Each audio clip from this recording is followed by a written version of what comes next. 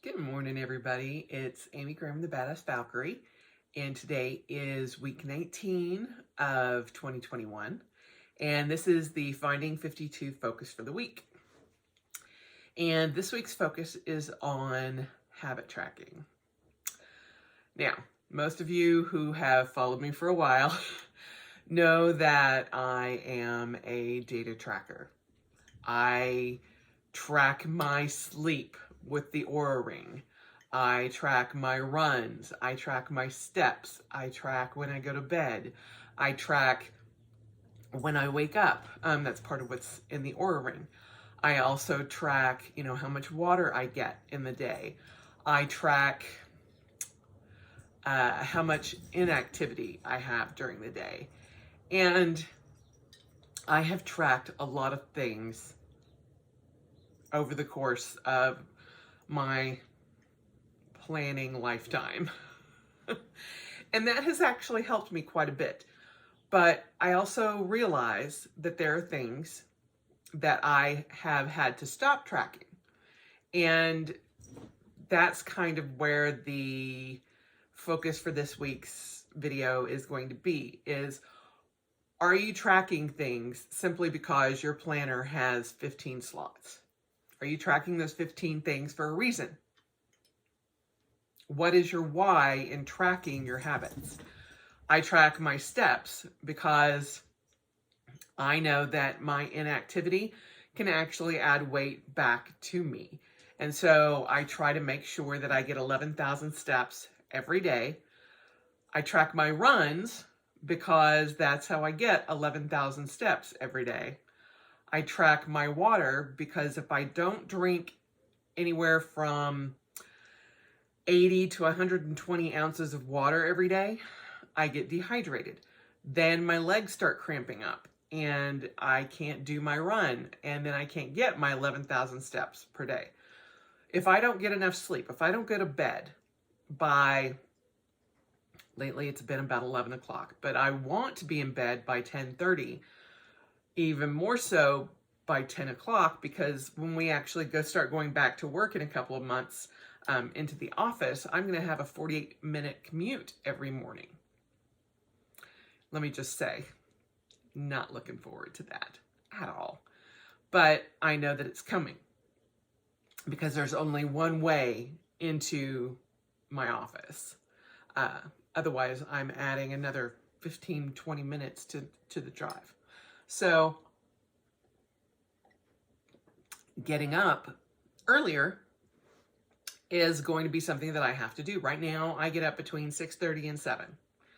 And I am trying to always be dressed and ready, camera ready, if you will, just because I know that I have to start incorporating that into my morning. That is another habit.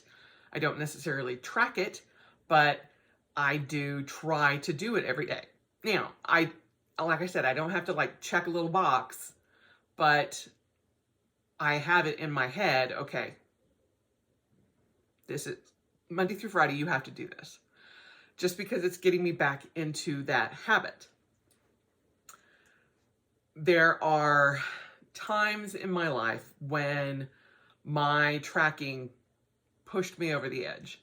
And I was tracking so much that I was spending probably 30 minutes just writing out different stats and everything that I was tracking. Things that I couldn't pinpoint why I was doing it. And finally, I was just like, okay, if even I don't know why I'm tracking this, why am I doing it? Or I couldn't lead it back to something that would be beneficial to me, then I stopped doing it. I don't need that. And one of the things that I'm currently doing that I'm going to be dropping is from my Oura Ring. It actually tells me how many hours I actually slept. Like, it tracks my sleeping pattern. And then how many hours I spent in bed. I kind of like knowing that. Do I need to see that written down in my planner? No, I really don't. It's in my ring, it's in my stats, in my phone. But I do want to know what time I went to bed and what time I woke up. How many hours that actually is, because that is what I input into my phone, into my sleep tracker, that it's like an algorithm. And while Oura is really great, I cannot recommend this ring enough. I love it. It has actually been the one single thing that has gotten my sleep back on track, because I am tracking so much. And it's also helped me identify issues with my sleep. Like when Greg would come to bed at about, between 3 and 5 in the morning, because he works mid-shift, he would kiss me. And I'm like, honey, I love you so much. And I love the fact that you want to kiss me when you come to bed. He goes, I just feel like I need to do that. And I'm like, baby, you're waking me up. Even though I may not actually physically seem like I'm awake, you are interrupting my sleep pattern. And that's hindering my night's sleep. And I said, because I'm going to bed much earlier than you, and I'm in like a deep REM or a deep sleep or REM sleep, whichever one. And I said, so when you kiss me, it interrupts that pattern. And it could only be for a few minutes, but then I'm subconsciously awake. And so it takes me a while to go back into that. And a lot of times I would not go back into deep sleep again after that. And so I said, if we could stop that, and you just know that when I kiss you, when I go upstairs and go to bed, that's good, that's enough, then great. And he's like, oh, well, I didn't realize it was affecting you like that. I was just being sweet. And I'm like, I love that you're being sweet, and that's, something that you wanted to do. I said, but this is how it's affecting me. And so can we do something different? And yeah, we do something different. I just kiss him when I go to bed. And then, that's it. I also, use a mask now when I sleep to block out light, so that when I'm in bed, and because it starts getting light here. I mean, right now it's about 7:30 in the morning, and it's just starting to get a little bit light. Although I think today is going to be like a stormy day, but it starts to get light here pretty early, even though it's not like the sun is coming up, because we have the mountains. And so the Wasatch mountain range kind of blocks direct sunlight, but it's still light. And so I wear a mask. And when Greg comes to bed, like I said, between 3 and 5 in the morning, then sorry, something just flipped into my eye. Okay, much better. I don't know what that was. It was like, Anyway, so that has helped me. And I got blackout curtains for our house, or for our bedroom, and that has helped as well. And then when I'm outside, when I do my runs, I don't run in sunglasses, because I want to make sure that my circadian rhythm is intact. So that has helped my sleep. And so I had months and months and months, a couple of years ago, where I worked on everything about my sleep so that I could start getting better sleep. And it is one of the most important things that you can do for your body. And it has helped with my arthritis. It has helped with my mental state, everything. And when we came home for the pandemic, for the quarantine, my whole sleep pattern was off, because it's like, I could take a nap. I'm just going to take a nap. I'm just going to lay down for a little bit. And so I was getting more sleep, but then it was interrupting my evening sleep. And, I was home. I had access to my Chemex, and I'm like, I could have coffee anytime I wanted. Hey! Because that's something that I had to also track. I will have coffee or I would have had coffee anytime during the day. Psh, caffeine doesn't bother me. I can drink coffee anytime I want. And when I was training really hard for fighting and being overseas, yes, I could have coffee anytime I wanted because my body was burning through everything so quickly.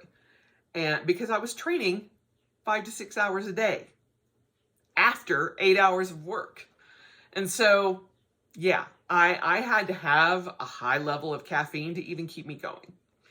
And when I stopped that, my body's like, hey, we got all this energy. We got all this caffeine. What are we doing? Hey, what are we doing? What are we doing? We're watching Netflix.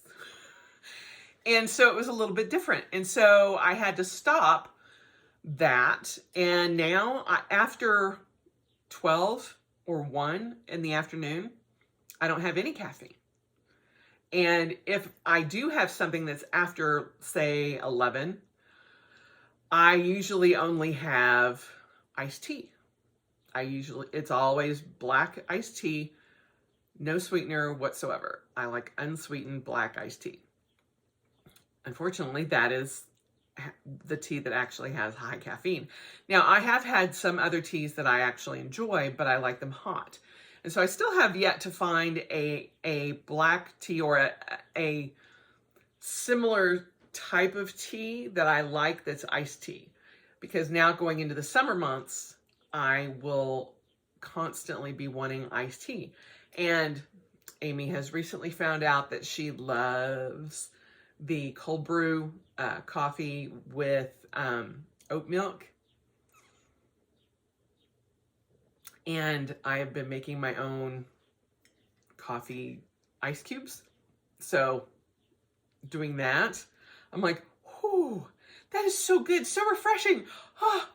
So that's my Saturday morning treat when I go out shopping. If I need to go to do our grocery shopping or something, I stop by Dutch Brothers, which is a chain here in the Western United States.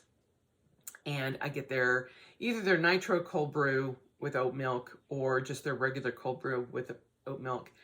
It is so delicious. But I can find myself going, oh, this is a very bad habit. Let's kind of tone that down a little bit. And I had to get I purchased it's like a Yeti tumbler, but it's 30 ounces and it's got like a wide mouth. I did that because I can put in my coffee ice cubes, which are pretty huge, and regular coffee and some oat milk. And then I take that with me when I go shopping, or I'll use that when I go to work and downsize to my smaller Stanley thermos so that I'm still equaling out my caffeine intake, but it's kind of split between hot and cold because I know I have bad habits when it's built around that. When it's something that I love, I'm like, or I've recently found, I just kind of get focused on that. That's another bad habit that I have realized that I have. I get hyper focused on certain things. When I decide that I want let's say a Filofax, and I'm like, oh, I start looking on eBay and I'm like, oh, I want that one, or I want a blue one, or I want a purple one, or I want a green one, I want this one, I want that one, and I like mark all of these different Filofaxes. And then I just get all these notifications from eBay and I'm like, oh, I need that. Oh, I want that. No, that was too much. And until I get it, I have all of this going on. And I go into that because when I start to realize, hey, you have enough of those. You do not need a blue one just because a blue one has come out. When was the last time you used your pocket Filofax? And I will go back and I'm like, I haven't used that in a year. Do I really need a blue one to go in my collection? No. Do I really need a personal one to use as a wallet? You still have a purple one that you haven't changed into. Do you really need the blue one? Hello, Heimdall. My life. So, recognizing things that are triggers for me can help me understand all of my habits that I kind of fall into, both good and bad. As I said last week when we were talking about consequences, I recognized that I was not doing as much running as when I had done a streak. And so I needed to have something to push me so that I could make sure that I got my steps in, that I got my miles in, and that I was doing something that was better for my body than, again, sitting there on the couch watching Criminal Minds, which I have 5 episodes left. 5. And Greg's like, what are you going to start watching after that? I'm like, I don't know.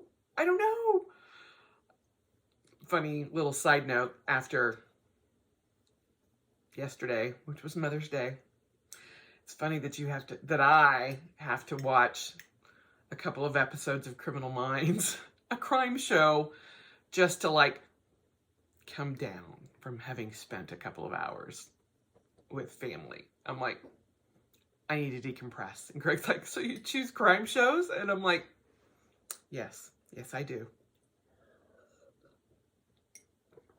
We all have our coping mechanisms. But anyway, sorry, little tangent there. But I know that there are things that, that trigger me into falling into bad habits. Amy, oh goodness. One of my worst habits, which I very rarely fall into, but I know it's a habit. I had read an article about Krispy Kreme having strawberry glaze on their donuts. And I'm like, oh, I want some. And so Friday night, I had to go pick up medication that I had refilled. That it was at the hospital pharmacy that's only like a few miles away. And then I also had to go to the grocery store because I was out of my probiotic and it's only available through natural grocers. Because you can get it other places, but they're the only ones that actually put it in refrigeration, and so it makes it last longer. Probably another bad habit of mine, but I digress. And so I was driving from the pharmacy to there, and I'm like, if you just took the other road, if you just took Bangerter Highway, you could go and you could like just stop by the one Krispy Kreme store that we have in this part of the state, or in this part of the city, and then swing back around. And I'm like, and there was part of me that was like, let's just do it on Saturday. And I'm like, no, I've been tracking my food intake. I really want to try those strawberry glazed donuts before they're gone. Because the article said that it was a limited time that they had them. And I'm like, oh, it must be like a Mother's Day thing. Okay. And I'm like, they'll be gone by the weekend. So we need to go down. And I thought, well, we'll just go Saturday. No, you have other plans Saturday. We are going right now. And I'm like, before I kind of consciously made that decision, I was already on the other road. And I'm like, well, we're already here. And I'm like, fat girl in my head was like, girl, you're like 10 minutes behind. We're already going. You just might as well just sit back and enjoy the ride. And I'm just like, oh, okay, guess we're going. So I did. Got totally frustrated with traffic. By the time I got there, the little person, I don't know why I always say little guy, but I do. The little guy behind the counter was like, oh no, we stopped doing those like 2 days ago. And I'm like, are you kidding me? I just added 15 minutes because of traffic, and you don't even have them. So my bad habit would have been like, fine, give me 24 donuts right now. I don't give a crap what they are. That's how I would have normally handled that bit of stress, because I'm like, I was up to here, because I also knew that I had to come home and cook dinner. And I'm like, why did I decide to do this? And so I was like, let me get something, since I'm here and I can squelch that desire to have the lusciousness that is the Krispy Kreme glaze in my mouth. And no, they're nothing like the Krispy Kremes that used to be when I grew up, but that's okay. But I made a conscious decision to get 6 donuts. 3 for me, 3 for Greg. And Greg's preferred donuts are donuts that I don't eat. And I'm like, I'll get 3 for me, 3 for him. We're calling it good. And I did. Instead of what I wanted to do was get 24 donuts and just sit in the car and eat them all. So because I had been tracking my food and doing all of this, and I'm like, I had allowed myself to have a treat because it was a limited edition time and it was something that I had not tried. And I was like, I want that. I want to try it. I want to get that and see where it, see what it's like. And when I get there, instead of going off the deep end, I chose better because everything else was in the back of my head. And I'm like, you've been running, you've been tracking, you've been doing all of these things, and let's make a conscious decision to have donuts because that's what we want. And it's something that we can't normally get. And then when that plan failed horribly, I did not go crazy because all of those habits in the back of my head were there.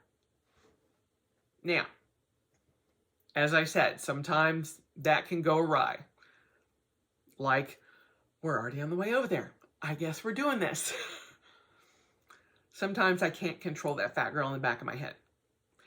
But I can use the data that habit tracking has given me to make a better decision. And I will say it, shut her up. Because it's like, hey, you've done all this and now you're just going to reverse that? Really? Why are we doing that? No, we're doing it because of this. Which all kind of goes back to, I am tracking this habit because of this. And if you can't do that with all of your habits or all of the things that you're tracking as your habits, then maybe that time is spent better doing something else, tracking something else. If you are, this is one of the habits that I tried and quickly figured out, okay, this just ain't worth it. I tried tracking my outfits. I wore this shirt. I wore this pair of pants. I wore these with these shoes. And I'm like, and I did that for like 2 months. And I'm like, what is this getting me? Really? Because I still stand in the middle of my dressing room, which is one of our bedrooms that I've actually converted to a giant closet. And I'm like, I still stand in the middle of the room going, what do I want to wear today? And I'm literally standing in the middle of the room, spinning in a circle. It did nothing other than take a lot of time to write out what I was wearing. And I'm like, okay, I'm done with this because really, there's no point. And I got way too many clothes to just be like, okay, well, I wore this outfit and that, or this shirt and that top together last week. So I don't want to do that. So let's do that. I can understand if you have, you know, like 12 outfits. And if you're one of the minimalist clothing people, more power to you. I am not. Oops. I have a lot of clothes. I have a lot of clothes right now that don't fit, but I have a lot of clothes. When you are a former 6X, 7X kind of girl, and you find clothes that fit, you're like, I want them all. It's kind of like Pokemon. I've got to have them all. So I went through that kind of phase. So, yeah, me tracking my outfits was not a habit that I needed to spend time on. So the focus this week is to just kind of pay attention to the habits that you're tracking. Are those habits worth the time that you are putting into them to track them? Are they giving you data that you use?